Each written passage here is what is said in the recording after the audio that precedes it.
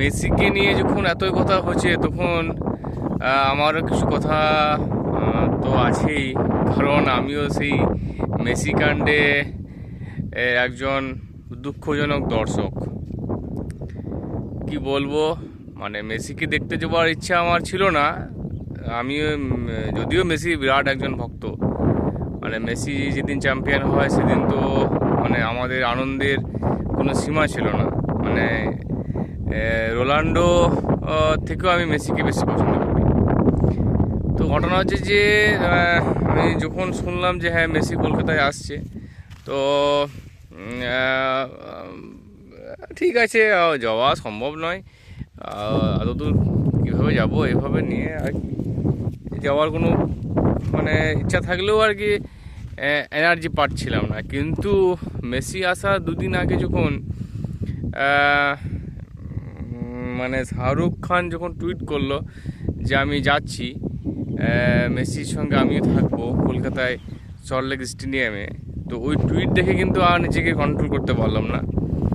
ঠিক একদিনের মাথায় ডিসিশন নিয়ে ভাই শাহরুখ আসছে, শাহরুখকেও দেখতে হবে, মেসি শাহরুখ দুজন একসঙ্গে থাকবে।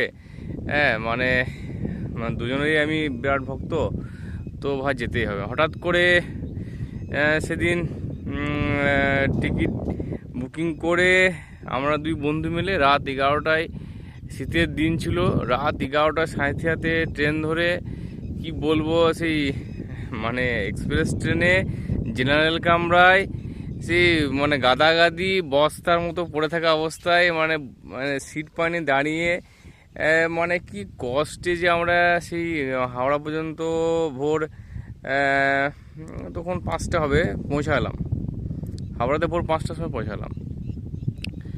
তো মনে একটা বিশাল আশা, এবং ওরই মাঝে দেখতে পেয়েছি যে হ্যাঁ শাহরুখ কলকাতা ঢুকে গিয়েছে, তারপরে মেসি ঢুকে গিয়েছে, সকালবেলা আমরা মেসিকে দেখব। তো এরকম একটা সিচুয়েশানে আমরা হাওড়া থেকে বাস করলাম, বাসে করে মানে সল্টলেক স্টেডিয়াম পৌঁছালাম। এবার টিকিটটা কালেকশন করতে হবে, তো আমরা আবার ওইখান থেকে টিকিটটা কালেকশন করতে প্রচুর কষ্ট হয়েছে, মানে ওই রাত জেগে আর এই শরীর খারাপ অবস্থায়। তো আবার টিকিটটা আবার মানে অফলাইন, মানে হ্যান্ড টিকিট যেটা বলছে আর কি, অনলাইনে কাটার পরে যেটা মানে মানে হ্যান্ড টিকিট যেটা হয় আর কি, ঠিক আছে, অফলাইন যে টিকিটটা হয় সেই টিকিটটা কালেকশন করার জন্য আমাদেরকে আবার ওইখান থেকে মানে একটা কি ক্লাব মনে পড়ছে না, সল্টলেক স্টেডিয়াম থেকে অনেকটা অত দূর আবার হেঁটে সেই টিকিট কালেকশন করলাম।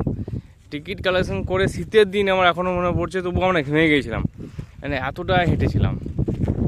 তো সেই সেই হাঁটাহাঁটি করার পরে টিকিট কালেকশন করার পরে অনেক কষ্টে সেই আবার এখন প্রবেশ করলাম, স্টেডিয়ামে প্রবেশ করলাম। এবার দীর্ঘ অপেক্ষার পরে অনেকে একটা মা তুঝে সালাম গান করলো, সেই গান হলো, প্রোগ্রাম বেশ ভালোই চলছিল, শুভশ্রী গাঙ্গুলি এলো, ভালোই প্রোগ্রাম, শীতের দিন, ঝলমলে আকাশ ছিল, রোদ উঠেছিল, মেসি দেখতে পাবো। কিন্তু মানে কোথায় পাবো, মেসি তো অরূপ বিশ্বাসের জন্য এসেছিল, আমাদের জন্য ধরা এসেছিল। তো এবার ঘটনা হচ্ছে যে মেসি আসছে করে, হ্যাঁ মেসি বাবু ঢুকলো। মেসি ঢোকার পরে মোটামুটি শখানেক সাংবাদিক আর শখানেক পুলিশ, তাদের ফ্যামিলি, আর আমাদের অরূপবাবু, আর ওরা সবাই মিলে যেন ওকে ঘিরে ফেললে আমরা কোনো মতেই আর কষ্ট করে দেখতে পাচ্ছি না, কোনো মতে দেখতে পাই না। তারপরে স্ক্রিনে দেখতে পাচ্ছি কিন্তু লাইভ দেখতে পাচ্ছি না, আর এমনিতেই ছোটোখাটো মানুষ একটা, তারপরে আবার ওকে চারিদিকে ঘিরে নিয়েছে। মানে যা ইচ্ছা তাই কাণ্ড। পাশের একজন খুব ভুল হয়েছে, মেসি করে। আলাম ভাই তুমি মেসিকে দেখতে পাচ্ছ? তুমি তো মেসিকে দেখতেই পাচ্ছ না, তো ভুলোনোর কি আছে? তো বলছি হ্যাঁ তা তো বটে, মেসিকে তো দেখতে পাচ্ছি না, এরকম একটা কাণ্ড। তো যাই হোক, আমরা আলটিমেটলি মেসিকে কোনোভাবেই দেখতে পেলাম না, সামান্য, তবুও আমরা ব্যালকনির উপরে ছিলাম আমরা তবুও একটুকু, যখন ও বেরিয়ে যাচ্ছিলো, যখন ওর ম্যানেজমেন্ট টিম যখন বললো যে আমরা থাকবো না, বেরিয়ে যাবো, তখন একটুকু বেরোনোর টাইমে তবুও দেখেছি, মানে না দেখা নয়, 1 ঝলক 2 ঝলক দেখেছি লাইভ।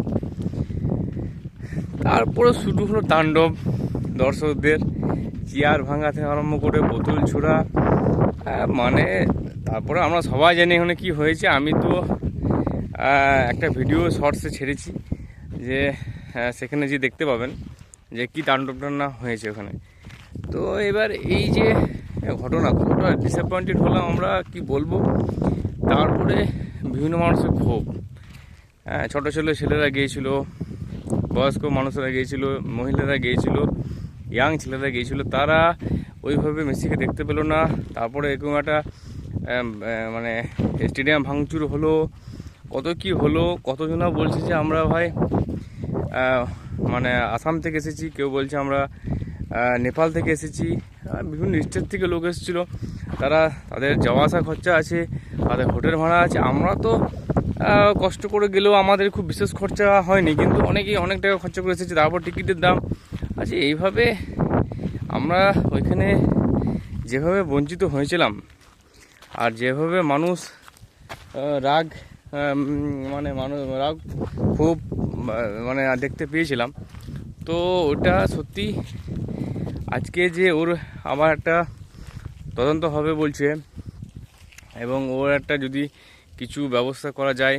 অরূপ বিশ্বাস তো এমন শত্রু দত্ত বলছে না যে অরূপ বিশ্বাস মেসিকে পাড়ার পোল্টু ভেবেছিল, তো সত্যিই তাই। যদি দেখা যাক যে এটার কি কিনারা হচ্ছে।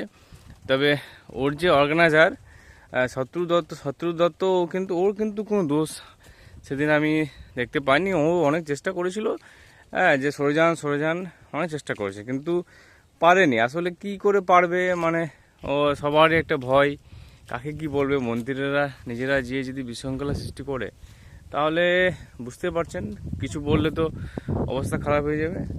এখন হয়তো উনি মুখ খুলছেন, উনি সুযোগ পেয়েছেন। আমি চাইবো যে হ্যাঁ, ওনার প্রতি বা এই যে 1 লাখ দর্শকের প্রতি যে মানে অফিসারটা হয়েছিল সেদিন, তার একটা যথাযথ একটা মানে দোষীরা শাস্তি পাক।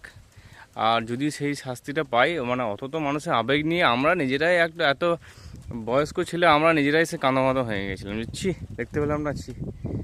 তো এখন এটা যদি একটা বিচার পাওয়া যায় এতদিনে পরেও, তা আমি খুবই খুশি হব।